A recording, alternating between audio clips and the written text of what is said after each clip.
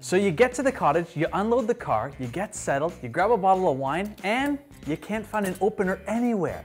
There's a bunch of hacks and tricks around the internet. We're gonna try a few today, and I'll let you know what actually works.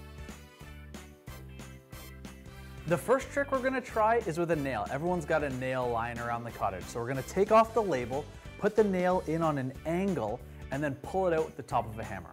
So once you have the nail pushed in as far as you can, you just wanna put a little pressure up on it and start turning it around so it starts to move, freeze up a little bit from the bottle. The nail trick is not easy, and it really hurts your hands. We're gonna move on and try another technique. The next trick we're gonna try is with a screw. I feel good about this. Now we just gotta get it out of there, and I grab a screwdriver. Get some leverage on it. Glass of white, anybody?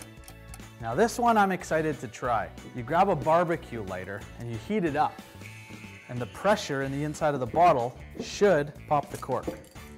So with this technique, you just want to keep turning it. This is taking way too long. Let's use some propane. Cork looks like it's starting to move.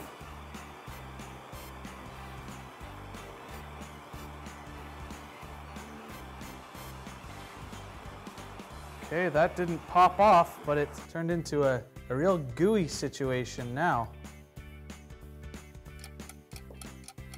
I can smell the wine though. Let's try that one again. Maybe I need to go lower. Don't heat the cork as much. Yeah, that's it, that's it.